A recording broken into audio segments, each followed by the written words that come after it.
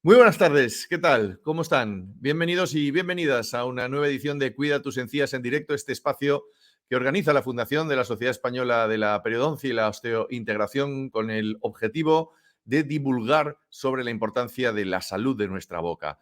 Intentar concienciarnos de que la salud en general empieza por la boca. Y hay muchas cosas de las que tenemos que hablar. Hoy precisamente le vamos a dedicar este capítulo a hablar de un órgano del que hablamos poco normalmente cuando hablamos de la salud oral, de la lengua, cómo puede ser un indicativo de nuestra salud, un gran termómetro, pero también de qué patologías pueden estar asociadas a este órgano de nuestro cuerpo y que está enclavado en la boca.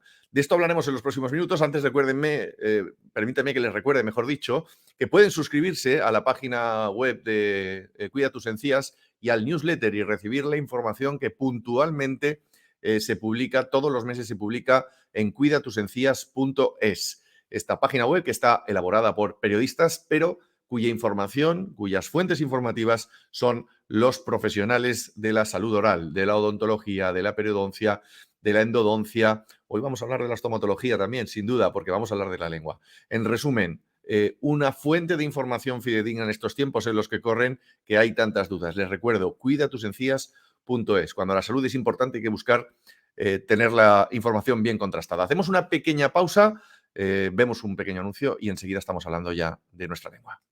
El cepillado solo limpia el 25% de tu boca, dejando bacterias que causan problemas bucales.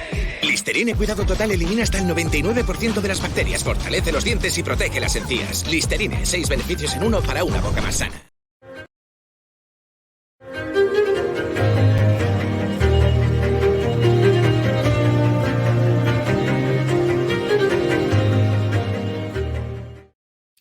Pues quiero empezar presentándoles y dándoles la bienvenida a nuestros dos invitados en la tarde de hoy. En primer lugar, a la doctora Leticia Bagán, del Departamento de Estomatología de la Universidad de Valencia. Doctora, bienvenida, buenas tardes. Bien, muchísimas gracias. La verdad es que es un placer estar con ustedes y sobre todo poder colaborar con SEPA y espero que pasemos un buen rato todos juntos ahora. Estoy convencido de ello, que vamos a aprender mucho de lo que nos cuente. De la misma manera, también quiero saludar al doctor Mario Pérez Sayans, también del Departamento de Estomatología, pero de la Universidad de Santiago de Compostela. Mario, muy buenas tardes, bienvenido, doctor. No le estamos escuchando, creo que se ha desactivado el micro en un segundo. Ahora. Buenas tardes a todos, muchísimas gracias por la invitación y encantado de estar aquí con todos ustedes acompañándonos. Fantástico, pues vamos a empezar por el principio. Leticia, la primera pregunta, se la traslado a usted. ¿Qué papel juega la lengua en todo este ecosistema de la boca que hoy nos cita bajo este emblema de Cuida tus encías?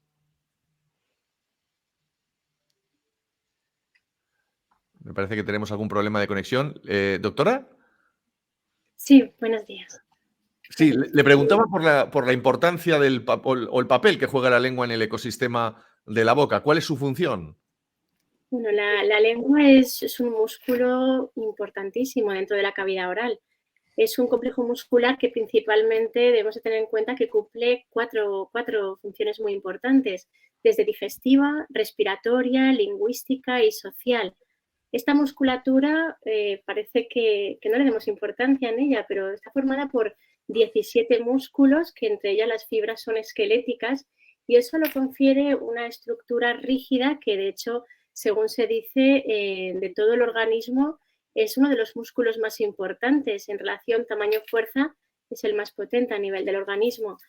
Tiene importancia, sobre todo, no debemos olvidar que la digestión también empieza en la cavidad oral, la lengua hidrata los alimentos y produce la salivación, deglución y también el sonido es algo importantísimo, como hemos dicho, esas capacidades que nos permite lingüísticas y sociales, ya que existen unos músculos, es la lengua, el paladar, son los que junto con el labio producen los sonidos. Importantísimo pues que desde pequeños se pueda educar esta musculatura, por eso insistimos en que no se abuse del uso del biberón o de la lactancia mantenida, ya que estamos viendo serios problemas de deglución en los niños con una interposición lingual, una falta de tono lingual que luego realmente acarrea problemas en el habla del niño. Existen una gran cantidad de bacterias que se acumulan en la lengua pudiendo llegar a ocasionar algo tan importante como problemas en la salud oral o algo que preocupa mucho a los pacientes como es la litosis.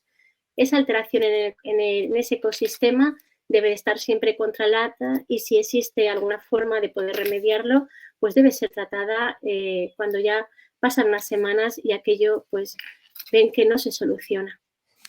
Doctor Pérez, la doctora Bagán ha apuntado en su explicación a la relación con el estómago. ¿Cuál es la relación con el aparato digestivo de la lengua?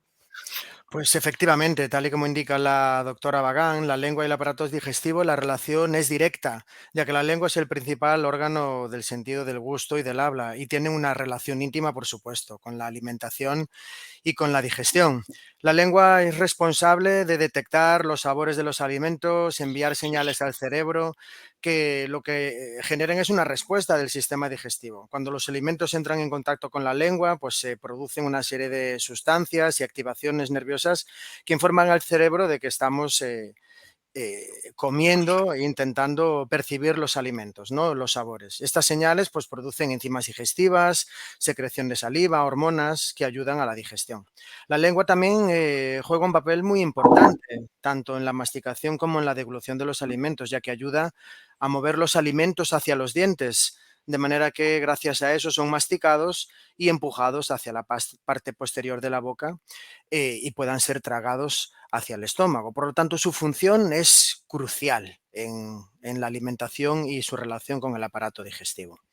Y no solamente con el aparato digestivo, ¿no? Porque preparando esta entrevista nos hemos dado cuenta de que la lengua puede ser un gran termómetro de nuestra salud, ¿no? ¿Qué información revela la lengua, doctora?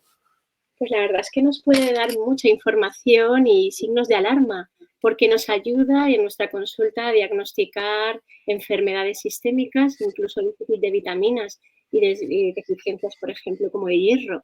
Muchas veces es lo que decimos, la textura, el color, puede variar de una persona a otra, incluso dentro de una persona puede haber temporadas que tengamos una diferencia en la textura, en la sensación de boca seca, que tantos problemas vemos. Sin embargo, ante cualquier molestia de dolor, hinchazón, esos cambios morfológicos ya son diferentes. Ahí sí que siempre insistimos nosotros a los pacientes que si persiste más de 2 semanas, casi obligatoriamente debe ser consultado por un especialista. Nosotros casi tenemos una cromatografía que una lengua normal, yo siempre digo, es una lengua rosada.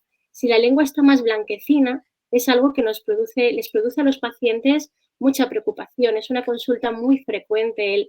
Mira, tengo la lengua completamente blanca, como un estropajo, te comentan ellos, una lija, y es algo que causa mucha angustia a la gente. Yo siempre comentamos que puede ser indicativo de una deficiencia de vitaminas, ácido fólico, vitamina B12, hierro, pero normalmente yo les comento a los pacientes, pues usted cuando tiene la piel seca también está más blanquecina y no nos llama la atención. Sin embargo, en la lengua es algo que crea como una señal de alarma. Quizás nosotros vemos mayor patología cuando vemos una lengua con un color rojo intenso, pues puede indicarnos sobre todo una lengua brillante, rojo intensa, como seca, que es muy tenso, como una anemia, lo que decimos, o procesos inflamatorios, fúngicos o a veces víricos. Pero también hay descritos que hay otro tipo de tonalidades, pero que bajo nuestra experiencia no están del todo demostrados. Entonces, la alarma es sobre todo una persistencia de un color rojo, acompañado ya no del color. Yo lo que les digo a los pacientes es que acompañen el color con la sintomatología, porque también según lo que comamos, según el día como nos encontremos, va a variar. Pero lo que no tiene que ser es algo persistente y que además vaya acompañado de unas molestias. Eso es lo que se debe de consultar con un especialista. Mario, más allá del aspecto físico, ¿cómo podemos saber si nuestra lengua está sana o no está sana, ¿no? Pues efectivamente, sí que me gustaría redundar un poco, ¿no? En lo que indica la doctora Bagán, que hay una serie de aspectos que tenemos que valorar. El primero es el color, la lengua, todo lo que no sea rosado no es normal. Y esto es algo que no es mío, que te lo denomina una gran amiga mía, que es Mariana Villarroel, que dice, todo lo que no es rosado, y es un patotip, es un consejo de tipo anatomía patológica, ¿no? Entonces, debe tener un color rosado. La textura debe ser suave y lisa, pero sin llegar a ser áspera ni irregular. La lengua tiene que tener un tamaño que entre dentro de la cavidad oral. Por lo tanto, todos los agrandamientos de tamaño van a indicar patología. La sensación, la lengua debería causar pues ningún tipo de sensación, solamente su presencia. De manera que cuando existe ardor o entumecimiento, esto puede ser un motivo de patología. Esta capa blanca de saburra, que puede ser normal, y también la existencia de mal aliento, lo que llamamos halitosis, ¿no? Pero, ¿cómo podemos saberlo? Pues la autoexploración debería ser uno de los hábitos que debiese tener toda la ciudadanía. De manera que la lengua es un órgano que es muy fácil de observar porque solamente necesita un espejo y mover la lengua hacia afuera de la cavidad oral. Entonces, tenemos que promover y incentivar la autoexploración de los pacientes. De todas formas, hay que saber que existen diferentes riesgos en los pacientes, de manera que una persona consideremos normal en el sentido de que no presenta ninguna patología, debería hacerse una autoexploración pues cada varias semanas y, por supuesto, asistir a las visitas con su odontólogo u odontóloga anualmente al menos. Los pacientes que presentan patología de alto riesgo, como trastornos orales potencialmente malignos, como por ejemplo la leucoplasia verrugosa proliferativa, pues esos pacientes deberían acudir cada 3 meses a revisarse la lengua.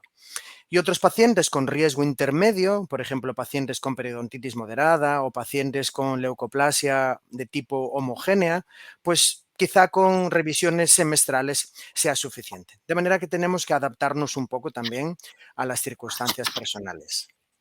Doctora, el doctor Pérez Sayans nos hablaba de la autoexploración, de mirarnos al espejo y de ver esa lengua. ¿Qué tipologías de lengua nos podemos encontrar y qué podemos asociar como pacientes a esas diferentes tipologías? Claro, existen efectivamente, como decía el doctor Mario Pérez Sayans, que es verdad que existen muchas tipologías.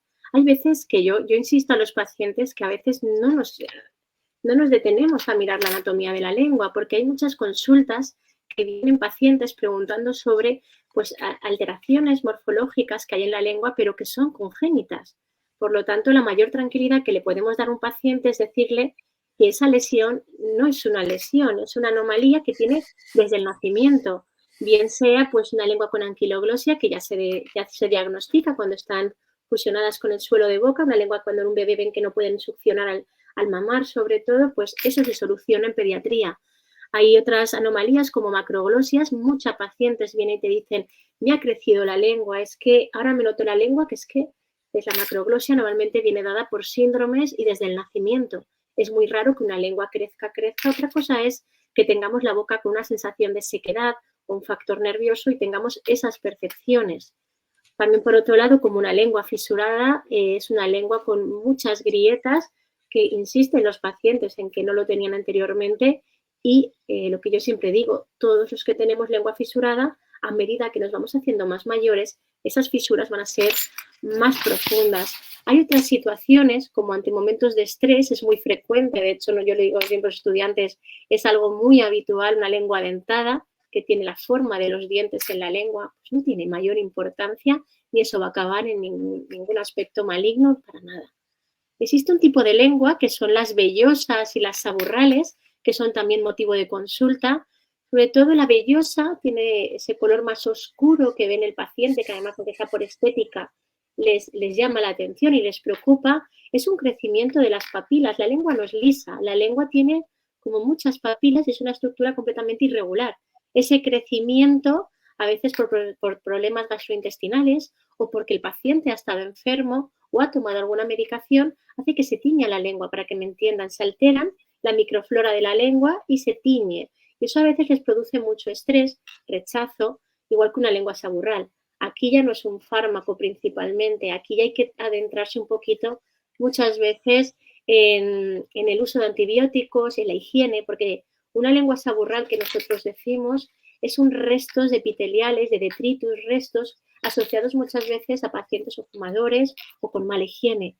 Entonces, además, la tendencia que tienen es que se suelen sobreinfectar con hongos. Pero siempre revirtiendo un poquito la higiene y eliminando ciertos factores, puede ser reversible y, por supuesto, sin ningún riesgo de malinización, que es lo que primero le angustia al paciente. Hablemos, por tanto, de esa higiene. Doctor, ¿cómo debe ser esa higiene? ¿Cómo debemos limpiar la lengua? Porque es algo que yo creo que en general desconocemos, ¿no? Absolutamente de acuerdo con esa afirmación. Desconocemos cómo cepillar los dientes y cómo cepillarla, porque bueno, siempre pongo un ejemplo muy claro que no estaba en mi guión, pero eh, los alumnos en ocasiones eh, estudian durante varios años para poder conseguir adquirir los conocimientos referentes a las técnicas, que son múltiples y muy variadas. Pero bueno, en relación a la lengua es muy importante enseñar las técnicas de higiene de la lengua, porque la lengua, en ella se acumulan la mayor parte de los alimentos y bacterias. Se estima que hasta el 50% de todas las bacterias se encuentran en la superficie de la lengua. Y la lengua hay que cepillarla de una manera muy específica y no sirve nuestro cepillo de dientes normal. Es decir, tenemos que tener un cepillo específico para la lengua y preferiblemente un limpiador o un raspador lingual. Los limpiadores de la lengua están diseñados específicamente para este propósito y tienen una forma ligeramente curva que permite adaptarse a la forma de la lengua, de manera que la técnica consistiría en colocar el limpiador en la parte posterior de la lengua, ir también adquiriendo un cierto hábito, porque hay pacientes que tienen un reflejo nauseoso bastante exagerado, pero todo requiere su entrenamiento, de manera que no significa el primer día introducírsela hasta la úvula, sino que de una manera progresiva se va colocando el raspador hacia una zona más posterior de la lengua. ¿Con qué frecuencia deberemos limpiarla? Pues bueno, solemos recomendar al menos una vez al día, ¿no? Y preferiblemente por la noche, porque es el momento donde se produce una mayor sequedad de la boca y donde vamos a estar más horas con una baja producción de saliva y sin ingerir ni alimentos, lo que evita la autoclisis, ¿no? La autoclisis es la limpieza de la boca de una manera natural. Al hablar, frotamos los labios, frotamos la lengua contra los dientes, etcétera, ¿no? De manera que si el paciente presenta algún tipo de patología, como la doctora Leticia ha comentado, pues quizás sea recomendable limpiarse la lengua después de cada una de las comidas, ¿no? Por lo tanto, muy importante para prevenir enfermedades no solo de la lengua, sino también otras enfermedades. Y dentro del contexto en el que estamos, de la Sociedad Española de Periodoncia, la higiene de la lengua contribuye de una manera muy significativa al mantenimiento de los pacientes periodontales y a evitar el sobrecrecimiento de gérmenes que, si la lengua se cepilla de una manera correcta, pues no invadirán los surcos periodontales. Es curioso porque tenemos en la conciencia todos, doctora, que hay que limpiarlo con el cepillo de dientes y nos acaba de explicar el doctor que no es así. ¿Qué herramientas disponemos? ¿Podríamos hacer un poquito más de hincapié en esas herramientas de las que disponemos específicamente para limpiar la lengua? Sí, es cierto que, como decía el doctor, existen ciertas bacterias que son muy específicas de la lengua y otras en los dientes. Tampoco es correcto el al cepillar cambiar también esas bacterias. El problema de los cepillos de dientes normales que todos conocemos es que las cerdas no están diseñadas para llegar a la superficie. Lo que decíamos, la lengua no es una superficie lisa. Entonces, un cepillo normal no va a cepillar como lo que necesitamos. Existen cepillos específicos para la lengua en la que la distribución de las cerdas, cuando lo vemos, es diferente al que estamos acostumbrados a usar de forma normal. También existen otro tipo de irrigadores que cada vez se están utilizando más, el irrigador bucal, que uno de los accesorios, que es como una cucharilla, también ayuda en la higiene. Y por último, el más eficaz que para nosotros consideramos y el más efectivo, se lo pueden encontrar en cualquier farmacia, es un raspador de lengua. Es el más efectivo, como el propio nombre indica, arrastra todos esos acúmulos de bacterias. Hay diferentes tamaños, diferentes modelos. Yo solamente me gustaría dar un mensaje, porque a veces nosotros que nos dedicamos a la patología vemos lesiones por este tipo de raspadores. Es decir, es correcto usarlo, pero nunca un abuso, un uso continuado, 5, 6 cada vez que como. Como ha dicho el doctor, incluso 1, 2 veces al día es suficiente y con una presión suave, nunca rascar. Mucho que sea un rascador, hay que simplemente deslizarlo, lo digo con cariño, porque es que es verdad que hay veces que vemos verdaderas lesiones y realmente gente que depende mucho de un raspador porque creen que así van a mejorar y a veces se irritan queriendo hacer lo contrario. Entonces, a veces pueden producir irritaciones, erosiones, por lo tanto hay que usarlo, es muy importante, pero siempre con una cautela en la presión en la que ejercemos. Estoy pensando precisamente que si viéramos la lengua al microscopio, entonces tendríamos mucho más conciencia, ¿no? A la hora de pasar el raspador. Sí, eso es Eh, verdad. Doctor, ¿y los colutorios, que es una herramienta que tenemos para la higiene de nuestra salud oral, juegan algún papel en la salud, perdón, en la higiene de nuestra lengua? Por supuesto, ¿no? El colutorio, el uso de colutorios, enjuagues, antisépticos, son lo que denominamos los métodos complementarios de higiene. De Ujú. manera que es muy importante tener en cuenta que lo principal es el cepillado y luego tenemos métodos auxiliares, ¿no? La utilización de colutorios pues ayuda a reducir el número de bacterias que se acumulan en la lengua, a prevenir pues la litosis, pero es muy importante elegir el tipo de colutorio porque no el mismo colutorio sirve para todos los problemas. Y como digo, no debemos sustituir el cepillado de la lengua y su limpieza por el uso de un colutorio. Pero bueno, de una manera general, decir que los colutorios pueden estar fundamentados en diferentes sustancias químicas. Uno de los más habituales y más potentes antisépticos es la clorhexidina, ¿no? En diferentes presentaciones, en diferentes concentraciones, que es un antimicrobiano muy eficaz para tanto bacterias como incluso hongos, ¿no? Que causan el mal aliento. Algunos colutorios llevan partículas de zinc. El zinc es un potente inhibidor del crecimiento de bacterias. Existen otros colutorios que incluyen cetilperidinio, que utilizan mucho los periodoncistas porque combinan el efecto antiséptico con el efecto antiinflamatorio de una manera conjunta con otras moléculas, ¿no? También el peróxido de hidrógeno, aunque ha pasado un poco, digamos, de tendencia o de actualidad, es cosa como más de nuestros abuelos. El agua oxigenada diluida a una concentración de 0,5%, no a una concentración del 10 ni el 15, a una concentración ligera, ayuda, por supuesto, por su acción bactericida a reducir el número de gérmenes. Y luego, pues también son muy útiles los colutorios que llevan aceites esenciales, fundamentalmente mentol, eucaliptol, incluso tomillo, que ayudan a proporcionar una sensación de frescura. Es muy importante, de todas maneras, tener en cuenta que muchos colutorios que existen en el mercado incluyen alcohol y algunos en unas concentraciones pues muy elevadas. Entonces, tenemos que adaptar el colutorio a las necesidades y a la situación de los pacientes, ya que un paciente, imagínense, con un líquen erosivo, que es un trastorno inflamatorio, pues un colutorio que tenga alcohol va a producir pues justo el efecto contrario. Por lo tanto, creemos, y esto es una cosa que la doctora Leticia y yo ya hemos hablado en muchas ocasiones, que lo mejor es consultar si puede ser al odontólogo especialista o incluso a un farmacéutico, que muchos farmacéuticos y farmacéuticas tienen muchas competencias para dar un consejo en este sentido.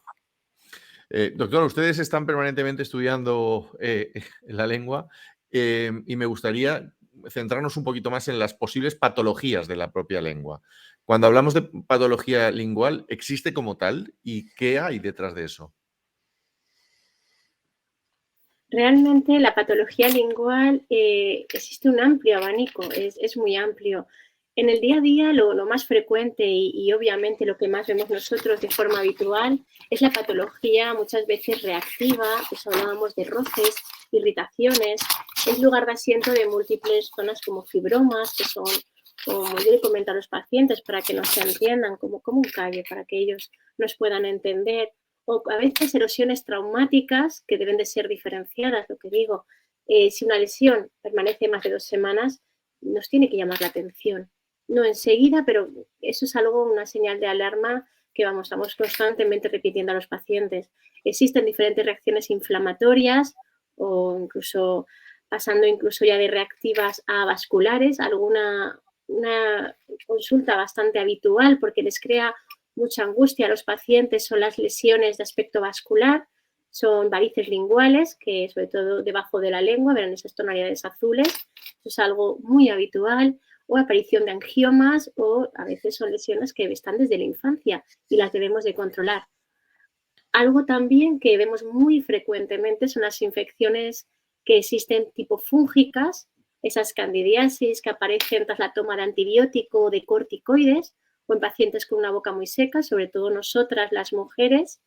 Lesiones que ya no veíamos, pero están volviendo a aparecer, lesiones bacterianas. Yo hacía años que no veía, pillamos ya unos años, que, por ejemplo, lesiones por sífilis, que también se pueden ver en la lengua y es algo que tiene que llamar la atención del paciente. Son enfermedades de transmisión sexual, lo mismo que cuando hay lesiones víricas, sobre todo la leucoplasia vellosa por Epstein-Barr, el virus papiloma, que es una consulta que también angustia mucho a los pacientes, o otras lesiones ya, lesiones tumorales en sí. Sobre todo la más típica es una que se llama el tumor de Abrikosov, pero no cabe remulgar porque realmente tampoco es muy frecuente. Y luego, como decía el doctor Mario, sí que es verdad que tenemos muchas consultas de lesiones autoinmunes. Son lesiones que de forma crónica tienen pacientes muchas veces asociados a estrés, a ansiedad, a épocas de mucho estrés en el pasado y desarrollan aftas, líquenes, pénfigos, penfigoides, que las lesiones también aparecen en lengua, por lo tanto también produciendo una sintomatología. Y no, por supuesto, no debemos olvidar esas lesiones con ese potencial maligno, no las llamamos precancerosas, pero sí que es decir, puede que en el futuro nos puedan dar un problema ni una lesión maligna, como hablábamos de las lesiones de placa blanca, leucoblanco, placa, esa leucoplasia, o otras lesiones pues más rojas que están en la cavidad oral y algunas tienen un riesgo elevado de transformación. Y, por supuesto, terminar en el cáncer oral. Muchas veces nos hacen la pregunta de ¿existe cáncer en la boca? Sí que existe, lo vemos todas las semanas y lamentablemente está subiendo mucho. No sé si el doctor Pérez Sayans compartirá mi opinión.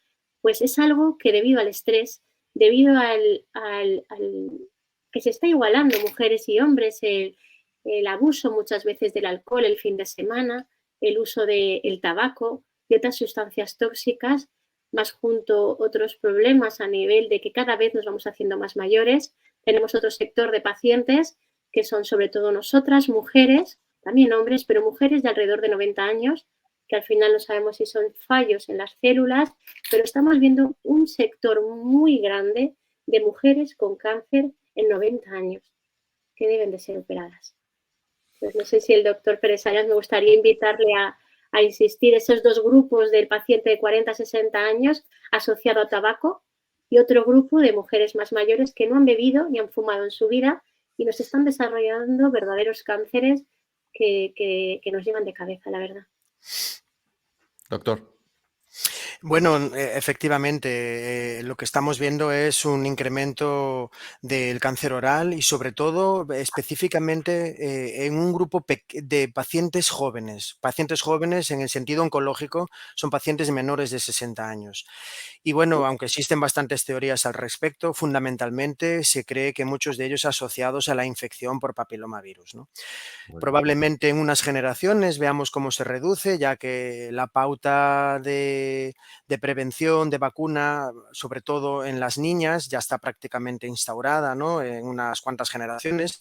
Y los varones, pues probablemente irán poco a poco incorporándose en ese calendario vacunal, porque los hombres, aunque no tengamos cáncer de cuello de útero, tenemos también cáncer de orofaringe y cáncer de boca, cáncer oral, y que muchos de ellos están asociados a la transmisión por el virus del papiloma humano. Entonces, absolutamente de acuerdo. Y con respecto al grupo de más edad, pues bueno, ciertamente es un grupo muy específico de mujeres que no han tenido consumo de hábitos tóxicos. Lo que pasa es que efectivamente pues, es la ley de vida, ¿no? Un poco. Cuando uno llega a una edad, pues la probabilidad es de muerte por accidente, de muerte por una enfermedad cardiovascular o por una muerte por un cáncer, ¿no? Entonces, bueno, quizá ahí cobre menos gravedad a nivel de impacto poblacional, pero que por supuesto deben ser revisadas y tratados como todos los demás, por supuesto. Doctora, no sé si quiere añadir algo más al respecto. No, estoy completamente de acuerdo, como siempre, con el doctor y la verdad es que suscribo cada una de sus palabras porque es algo que debemos de reflexionar, todos estos aspectos que hemos hablado y sobre todo la pena que te da cuando te llega un paciente de 30, de 40 años ¿qué es lo que dice? Dice, a veces van dando vueltas, empiezan y no están muy bien dirigidos y al final pues te aparecen y evidentemente son lesiones muchas veces cuando más joven es la persona, más agresiva. Entonces es algo que ante 15 días una úlcera que no cura, aunque no duela, que lo consulten. Eso es importantísimo. Muy importante, muy importante. Pues es un gran mensaje. Para terminar, me gustaría preguntar por las líneas de investigación. Debe haber un montón y ustedes deben estar en bastantes de ellas. Pero me gustaría saber qué es lo que está investigando la ciencia. Hemos aprendido mucho en estos años de que tenemos que cuidar mucho a nuestros científicos y a nuestros investigadores porque ahí nos va la salud a todos. En concreto, en el caso de la lengua, ¿cuáles son las líneas principales, doctor Pérez Ayans?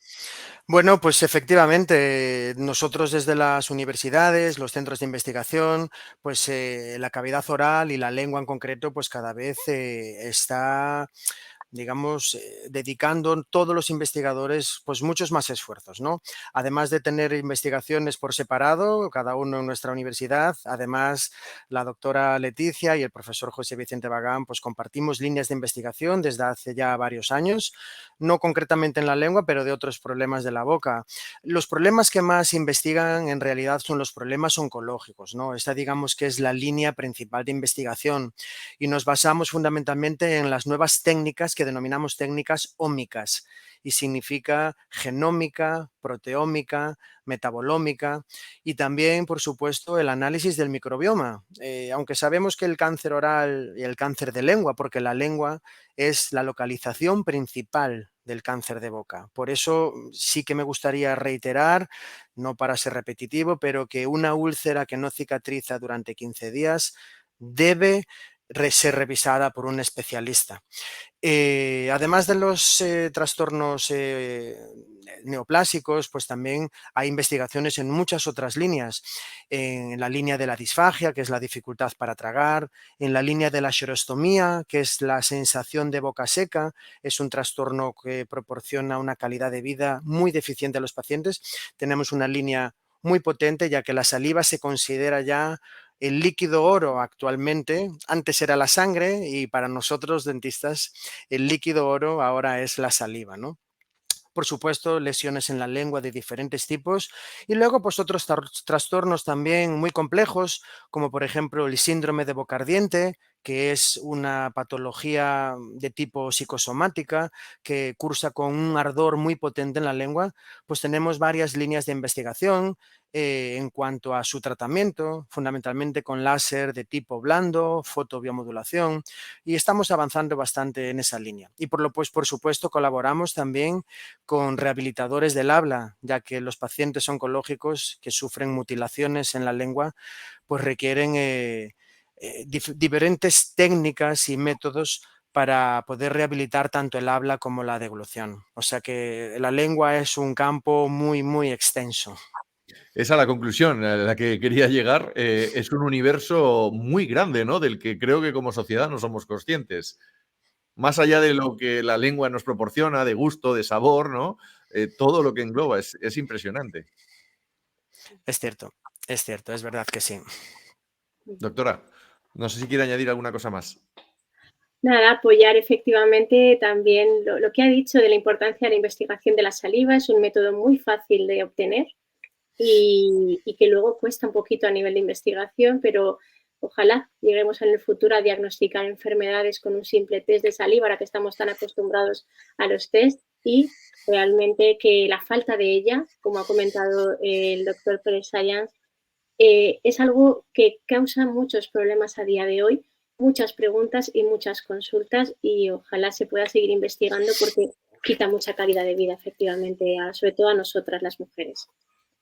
Muchas gracias. Doctores, doctora Leticia Bagán, doctor Mario Pérez Ayans, a los dos muchísimas gracias por abrirnos los ojos en esta tarde, en este Cuida tus encías, en esta escasa media hora de información, pero muy concisa, muy concreta y con unos mensajes clarísimos. No sé si quieren añadir alguna cosa más o ya podemos despedir la conexión. Nada más agradeceros a todos vuestro trabajo, el papel y este medio de difusión que la verdad es brillante y nos encanta a los dos, nos encanta. Muchísimas gracias. Leticia. Muy agradecida y bueno, que espero que todo lo que puedan necesitar, que nos tienen a su disposición, tanto él como a mí, para lo que necesiten. Muchas gracias.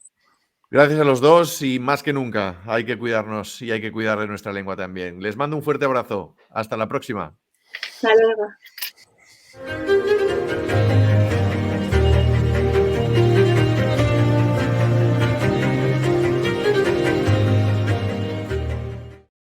Lo digo casi siempre, pero cuánto se aprende en Cuida tus encías en directo. Es una auténtica barbaridad, porque le podemos dar mucha importancia a las cosas, pero cuando te las explican y cuando ves la realidad que hay detrás de ellas, cobran otra dimensión. Es el caso del debate de hoy, ¿no? Hemos hablado de nuestra lengua, que va mucho más allá de proporcionarnos buenos sabores o malos sabores a las cosas. Es un entorno que también tenemos que cuidar, como la salud en general de toda nuestra boca, porque nuestra salud está en juego y va muy adherida a todo ello. Yo les espero la semana que viene con un nuevo contenido en Cuida tus encías en directo. Hasta entonces, les deseo que se cuiden mucho y que pasen muy buena tarde. Hasta luego.